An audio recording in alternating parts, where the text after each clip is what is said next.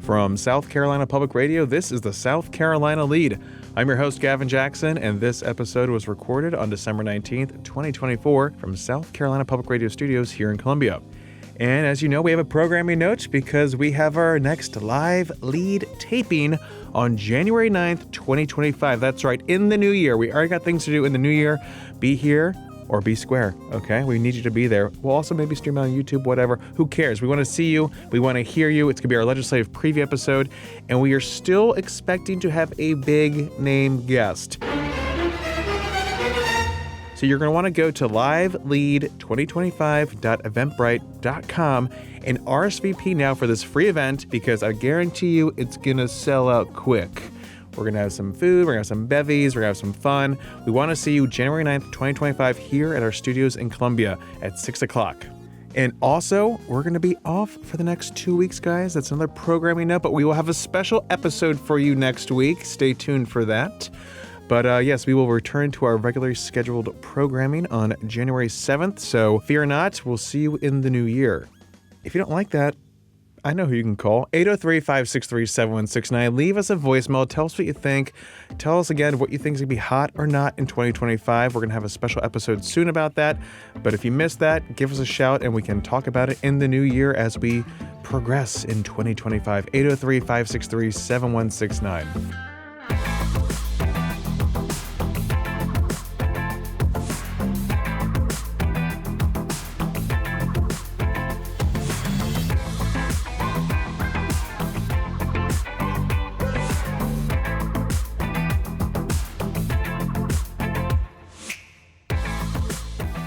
This episode of The Lead is another dedicated Econ pod. Econ pod. No. Malfunction. We have worked out all the kinks in this episode. Does not compute. We fixed it. Econ pod. See, it's fine. Everything's fine. Good as new. Gosh, thank you, AT. Now, this is my full interview with USC Research Economist Dr. Joey von Nessen, recapping the economic year of 2024 and previewing 2025. We're talking tariffs, wages, inflation, sticky interest rates, globalization, the labor market, and more, and how this affects South Carolina and thus you. Without further ado, here's Joey responding to my opening question about what the top economic issue of 2024 was. Well, the frustration level really comes from high prices. It comes from inflation, and I think that's very clear. That comes through in the data, both from a consumer confidence standpoint, from a voter standpoint. We saw polling data very clear that the economy was at the top of the list of voters' concerns. And that's because prices have risen much faster than wages, and consumers have lost purchasing power compared to where we were on the eve of the pandemic back in December of 2019. And so that's just generated a lot of frustration. And there's a real disconnect there because consumers are worse off compared to where they were in terms of purchasing power. But overall, the economy continues to perform well. And that's something that we don't often see, where the performance of the economy as a whole is very different from economic perception.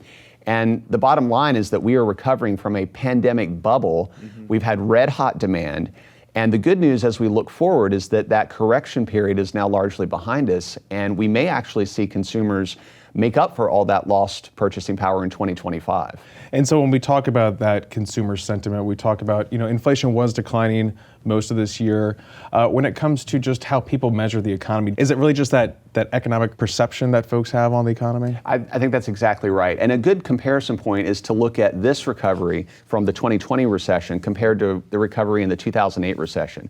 Because it took us about 7 years in South Carolina to recover all the job losses after 2008. It only took us 2 years this time around. So we think, oh, well, that's much better. But the price was that high rate of inflation because we had so much stimulus that generated that high level of demand. So we basically said as a country, we want to recover our job losses faster, but we're willing to trade off or accept higher prices as a result. And so we've really been in recovery mode still through 2024 because you've got to get both back to really have a genuine expansion. You've got to recover the lost jobs and the lost purchasing power. We haven't done that second piece yet, and that's why consumers really are still frustrated. When you look back at 2024, what do you think was the top moment for you? Was it rates coming down? Was it inflation starting to cool? What's the highlight for you in 2024 for the economy? Well, I think the highlight is where we saw inflation finally fall below the rate of wage growth. And so the latest numbers show wage growth at 4.0%, average annual wage growth, compared to inflation, which is currently at 2.7%. And that difference has been steady throughout the year. And that's a real turning point for South Carolina and for the U.S. because it means that consumers are clawing back that lost purchasing power. They haven't gotten it all back yet, but we are projecting that they will likely get it back in 2025. It's not a very satisfying answer to address this frustration, to say, well, prices have been up, let's say 10%, but oh, by the way, you're slowly getting that 10% back. But that's the reality that we're seeing. And so that's actually very good news as we move into the new year, because consumer spending is the biggest piece of GDP. And so it's important that we see consumers get this purchasing power back so that they can continue to spend in the way they have been. Were you surprised that the economy played such a big role in the election? I mean, of all the issues, was that a surprise to you? I would say no, because again, consumers really don't like when prices rise, and that generates a lot of frustration. And the other thing about inflation that is really a challenge is that it permeates all areas of the economy. You can't get away from it, right? No matter who you are, you're going to the grocery store on a regular basis. You're buying things on Amazon. You're going to the gas station. So you're constantly seeing prices go up. And it's just being reinforced in Americans' minds every single day. So when prices are rising faster than their paychecks, they notice, and that has an impact on their day-to-day lives. And the reality is, from an economic perspective, we really don't want prices to come back down. And again, that's not a very satisfying answer. I don't like the way that sounds. But the only way you see deflation, where prices come back down to where they were before the pandemic, is if we have a recession, and deflation also generates other problems that are actually worse. So the best we can hope for, and what we want to see, is for prices not to go up more in the future. In other words, we want them to stabilize where they are and get back to slowly ticking up over time at about 2%. That's what the Fed wants. And so then how do we make consumers better off? And the answer is we need to see stronger wage gains. And we're beginning to see that in 2024. Again, that's a very positive development that we've seen this year, and something that we expect will continue in 2025, which makes us more optimistic about the new year. Joey, when you look at just the stickiness of inflation, I think we can call it sticky at this point, because it was 2.7%. The CPI came out this week for November. Is that kind of concerning to you, to see that kind of not going down as much and to being almost like plateauing, it seems like? Yes, that is the major wild card and the biggest short-run threat to South Carolina's economy and to the national economy, because you're right, it bottomed out at about 3.1% about a year ago, and then it's been essentially bouncing around ever since between about 2.5% and 3%. So it does seem to have settled down. And the Fed's goal, remember, is 2.0%. That's what they've said they wanted to achieve, even if it takes a recession to get there. So they're very serious about pulling it down. And the major factor that has brought inflation down so far from that 2022 high of 9% was housing costs. Housing costs had tapered because as interest rates started to rise in 2022, that tapered demand because it made the cost of buying a house higher and lowered affordability. And so we saw a pullback in demand, and that helped taper the rate of price increases. So that helped to pull down inflation overall. But housing prices have stabilized. So if we look and say, well, what else can pull inflation down? How are we going to get to 2% from where we are? And we look around and we say, well, there's really not much that can get us there. We have a lot of inflationary pressures that are still fighting the Fed, strong consumer spending, high wage growth that we've seen. Again, that puts upward pressure on inflation. We've seen an increase in shipping costs, global shipping costs this year. So there are just a lot of different factors, and that doesn't even bring into consideration the potential for tariffs in 2025, which also put upward pressure on inflation. So the bottom line is that we see about a 50% chance that inflation might actually tick back up towards 3% next year, because there are so many factors at play, and we just need one or two of those to gain some momentum to really move the needle on inflation. So do we see them making more aggressive cuts then, if that's one way to maybe combat this, when we talk about all these other pressures that are at play, that could be at play? I think they're still likely to lower rates next week when they meet, probably by 25 basis points. That's the consensus. That's what they've led everyone to believe based on their statements, and I think they will likely stick to that. And then as we look ahead to 2025, I think it's very much up in the air what they're likely to do. There's a lot of speculation they'll continue to cut rates, but I think they are really going to be focused on inflation. And if we do see inflation tick back up towards 3%, the reason that matters so much is because it does influence Fed policy. It would make them less likely to want to cut rates further. And that impacts what businesses can do, what consumers can do. So that just prevents that stimulative effect of lowering borrowing costs, which again helps businesses and can help consumers. Do you think that they should still cut, or do you think it's maybe for the best to let it sit where it is right now? So I would say that the 25 basis point cut that is likely to happen next week is probably the right decision there. And I think what they're seeing and what I think they're doing correctly is they're taking a wait and see approach. How does inflation evolve? What types of policy changes do we see with the new presidential administration coming in? How does that move the needle on inflation? And then make a decision at that point. The other factor that they're looking at as well is the jobs market, which we haven't really touched on yet. And that's been cooling this year as well as part of this broader movement away from a pandemic bubble, again, where we've had this red hot demand because of all the stimulus dollars. And we've seen a bit of a cooling of the labor market. It appears to be stabilizing, but that's the other factor. And if we see the labor market continue to cool by more than the Fed would like to see, that's more justification for stimulus, because the Fed at the end of the day, they have that dual mandate, right? They want to keep prices stable, they want inflation low, but they also want to maximize employment. So they have to consider these risks of inflation going up, but also look at the labor market, which is cooling. So it's a tough decision every time they meet. So what's the headline for 2025 then, Joey? You guys spend time putting together this economic outlook forecast. You have a lot of business leaders, a lot of policymakers come to Columbia. You'll all talk about that. What's your forecast for next year? Well, overall, we expect steady growth and more sustainable growth. Sustainable is really the key word for 2025, because we're moving away from recovery mode. We're moving away from this pandemic bubble where this economy has been running red hot and really unsustainably hot, and moving towards a more sustainable rate of growth going forward. And we can see that in multiple ways. And especially when we combine that with the fact that this adjustment is largely behind us, with the fact that consumers are likely to regain all that lost purchasing power. In other words, if wages continue to rise faster than inflation in 2025, the way they are now, we expect that on average, again, your mileage may vary for everyone out there because not everyone is in this position, but on average, when we look at consumers, they will have recovered their lost purchasing power, meaning that that purchasing power that was eroded over the last several years, will have made up for that in terms of wage growth. So really the economy in South Carolina has the potential to really be firing on all cylinders for the first time since 2019. So it's a fairly positive outlook for the new year. So when we talk about, the benefits, what could happen, what are some threats that could affect that outlook in your opinion? Well, the main threat goes back to inflation. That's the wild card, because if we do see inflation go back up, that can impact what the Fed does with interest rates, and that can affect business investment in South Carolina. It can affect what consumers are able to do. So that's really the key threat for next year. And then more long term, the labor shortage. That is a bottleneck on growth in South Carolina, and it is likely to be in 2025 and really for the foreseeable future, certainly for the rest of the decade. And that's because of broader changes in demographic patterns that we're seeing at the U.S. level. The aging of the baby boomers is really the core of that component. And South Carolina, because we are very attractive for retirees as well, we're aging faster than the national average.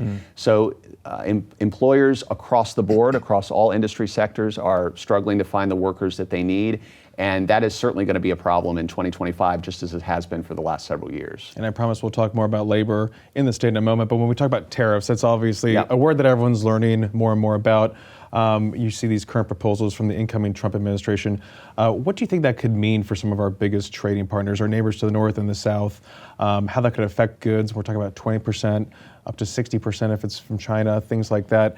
How do you see these playing out? I know it's early, but where do you see things right now, Joey? Well, we have to really separate what we know from what we don't know. And we have to start with what we know. What is a tariff at the end of the day? It's just a tax. It's a tax on imported goods, and ultimately it's a tax that's paid by the American consumer. Because when you see prices go up for goods that are imported, that means that consumers are paying more if they're buying those goods directly from overseas, Or prices can go up indirectly when businesses are paying more for materials that they're inputting or that they're using as raw inputs, that they then in some cases have to pass those price increases along to the consumer. So it is a price increase that's paid by consumers, but there are potential benefits as well, especially to states like South Carolina that have a major manufacturing footprint. And tariffs are designed to, in this case, looks like they will be designed to support manufacturing, bring more investment to the United States. And so to the extent that that is successful, that can actually benefit South Carolina in the long run if we do see more onshoring, more manufacturing investments in the state. So so you have those costs and those benefits. That's the economics of it, right? That there are costs and benefits. And then the politics is the big question of, well, is it worth it? Right? Are these benefits worth the costs, and vice versa? Some people say that these are just tactics from the Trump administration, but it seems like some other countries will be willing to play hardball if it comes down to it. Is that worth it when it comes to how that could impact inflation and these prices that everyone voted to bring him in office for? Well, it is a risk, and inflation going back up is a major risk associated with these tariffs. And businesses don't like uncertainty. They like to know what's coming, and we can see businesses having to pivot based on what we might see. So retaliatory tariffs, as you mentioned, is one good example of that.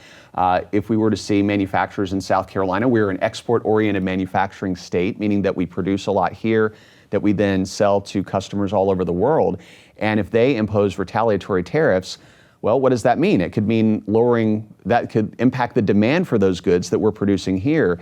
And those businesses may have to look elsewhere. They may have to pivot to, if we see a retaliatory tariff from China, for example, they may have to pivot to the European market or to the American market. Is that feasible? How easy is that for them to do? How disruptive is it? Those are all really good questions. And again, we don't know enough about how these tariffs are going to be implemented to know specifically how these companies will be affected. But it's definitely a risk, and again, companies don't like uncertainty at the end of the day. The other thing to keep in mind with these tariffs is it does create uncertainty, but the good news from a perspective of what businesses are looking at is that they have, in a sense, been prepared for this because of the pandemic itself, right? So we went through a major period where businesses began to look for alternative supply chains that were more local because they saw so much disruption. And the just-in-time delivery system, which most companies international companies especially, were beginning to really rely on, they've backed off from some of that, looking for secondary sources and looking for alternatives, recognizing that a pandemic or a pandemic-like event may occur again. And so just what do we do in that scenario?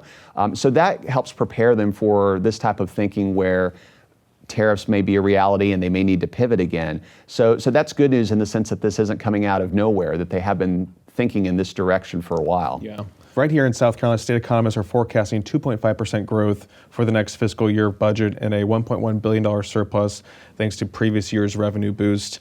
But they have said that things will slow from the above average rates of growth. I mean, is that good? Is that good that we're returning maybe to a more stable, steady growth pattern compared to the sugar highs that we were riding after the pandemic? Yeah, I think that's exactly right. And that's what I alluded to before when talking about sustainability or sustainable growth being the key term for 2025. We have seen a very strong recovery over the last several years, but again, it's been more of a pandemic bubble, I think is just the best way to describe that. And it hasn't been sustainable. So as we look forward, we're looking for more steady rates of growth. We're looking for consumers to be able to recapture that lost purchasing power and hopefully get more purchasing power as we move forward. That's now a possibility as well as we move to a more sustainable growth pattern. So I think those projections are accurate and reflect really a new norm that we hope will be emerging in South Carolina next year. And we've also seen lawmakers lower the individual tax rate by about 0.1% over the past few years. It's currently at 6.2%. Do you think the state can go lower? You have a lot of folks calling for lower tax rates, maybe also lower tax rates for the corporations in our state, especially when we're looking at competitiveness in the Southeast. What do you think needs to happen when it comes to tax policy in South Carolina, if you want to weigh in? Yeah, so I think overall that is one area where we haven't been as competitive in South Carolina relative to our peer states or other states in the Southeast. So what does that look like from a political standpoint? I really can't speak to that point, but I think that is certainly a worthwhile conversation to have because it is very important for us to remain competitive. We've built so much positive momentum in South Carolina. We've been a leading figure in terms of advanced manufacturing. That's been the primary driver of our state for the last 10 to 15 years. And we've outpaced all others in the Southeast when we look at advanced manufacturing growth. So South Carolina has built a very strong reputation, and we want to build on that momentum.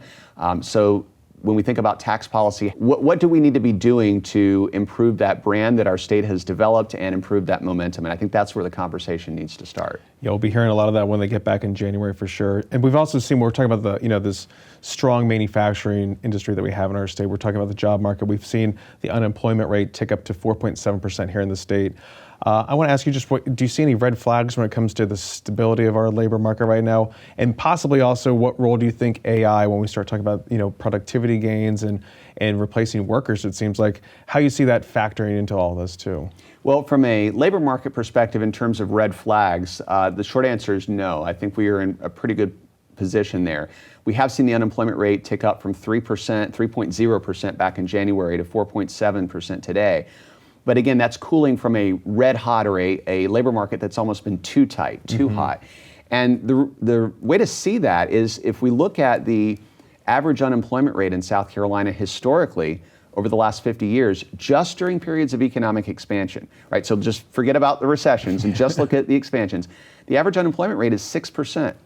So in that context, 3 to 4.7 doesn't look so bad. It looks like what it is, which is a readjustment from a labor market that's been running too hot back to more sustainable levels, and that's what we want to see in 2025. So that cooling is not concerning, at least not at this point.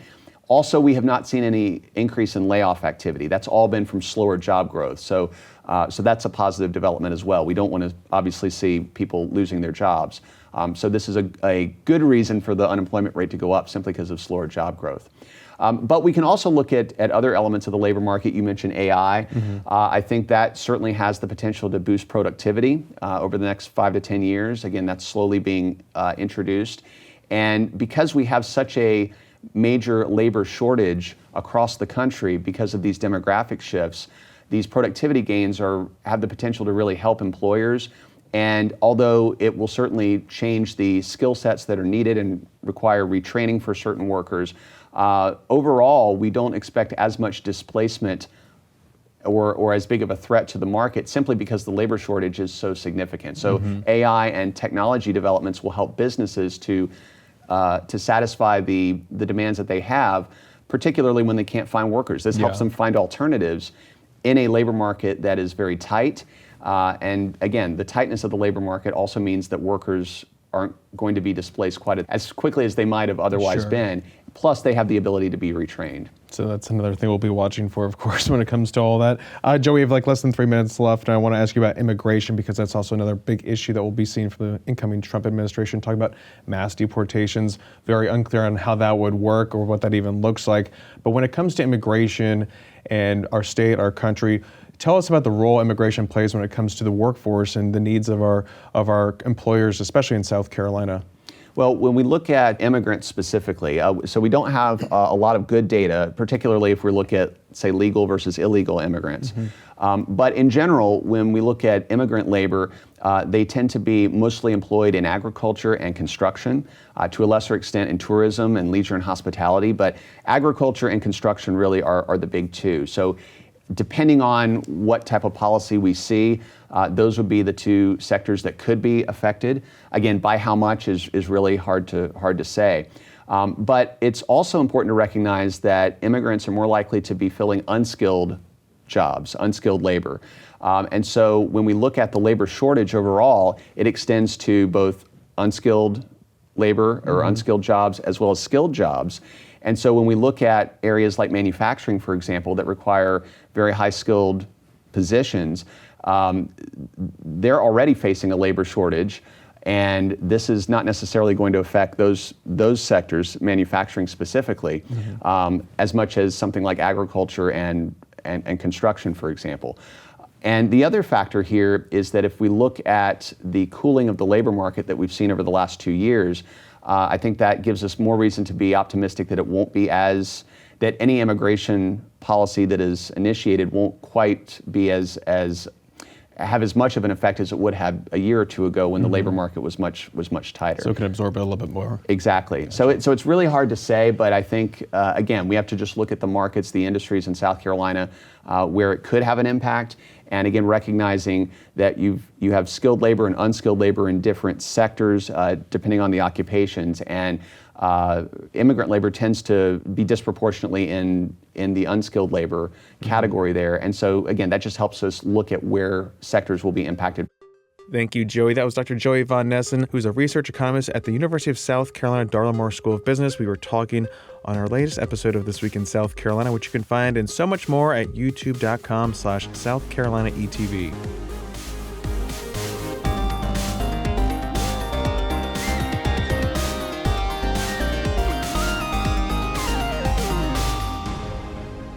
And we have a wind down section, folks, because that's where you are right now. Welcome to it, A.T. Shire. Welcome to the wind down section. Thank you, From the news. you. One of our final wind down We sections. are- We're winding down 2024. We are going to have a special wind down, all wind down episode next week where we are going to reveal the coveted hot or nots. And so you'll have to keep an eye out for that. But this one, we're going to be quick. Yeah. It's not going to be long. This is where Gavin gets his present. And every single year, I strive normally to buy something that really straddles the line of love and hate. Correct. You know, will he like it? Will he hate it? Will it bother him? Like, that's normally what I go for. Here, I went a little different, Gavin. I got you hate. something that I Full know hate. I know you're gonna like this. Oh, okay. I know you're gonna like this. I was very somehow I got advertised this. It may be because of you, truly. So if you have gotten this before, you'll have to let me know. And it's because of you that I saw it. But without further ado, so much ado in this episode. Ado. How about you rip this sucker open? Well, I'm going to first open your holiday card. Oh, my God. It's a tree arena. Oh, it's a tree of baby Rena in the Shire. It's first family Christmas. Oh, and the baby's on the back, The cats. too. The cat's on the back, of course. This is beautiful. It's the first Christmas card Caitlin ever did. She did it in the cover of Night. She didn't tell me it was done until it was here because I would have said no. Yes. Because I am not a seasonally happy man. Oh, my God. These are adorable. I'm going to need copies of all these. I'm going to need hard copies of all these big My family, we've done I'm gonna need copies of all these, actually. Because there's so many, they're so cute. But the Jackson family has always done a Christmas card from birth up until present day. So Death. This is, yes, people get added in. No one's ever been removed from it, as far as I can tell. But yeah, that's Besides cute. for natural reasons. They know what they did. Okay, now I am opening. Caitlin wrapped this. It's wrapped in she goes, I'm going to wrap this in a weird way. And I Okay. said, okay. I was just going to bring you a box. Yeah. But go ahead, pop that sucker open. This is wrapped like how I would wrap something. It's wrapped like it was a circle, but it's a square. It's very odd. This is good ASMR. Okay, I'm not gonna look at the box. There's a box. I'm gonna just It's rip labeled. the box. It is So labeled. I didn't see the label.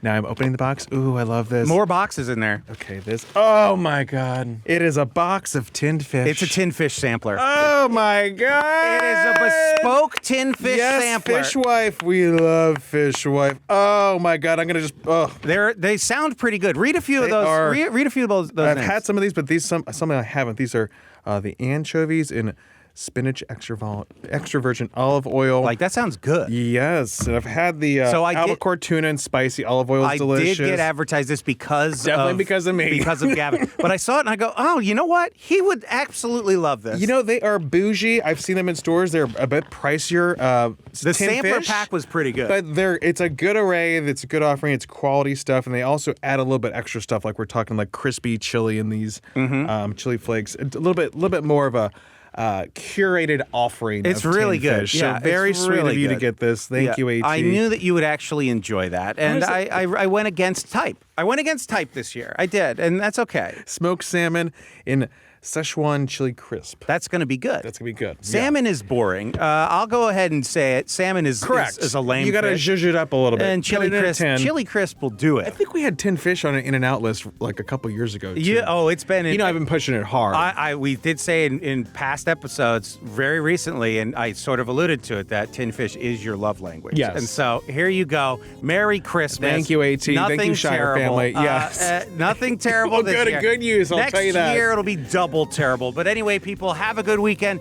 Listen for our hot or not list, okay? Yes. And Gavin, take it out. Thanks as always for listening to the pod. You guys really make this show what it is. You can always show us your appreciation by leaving us a review on Apple Podcasts or a voicemail, 803-563-7169. And you can stay up to date with the latest news on scetv.org/news and southcarolinapublicradio.org. And don't forget to support your local newspapers and come see us on January 9th for our live lead taping. You can find details on those websites as well.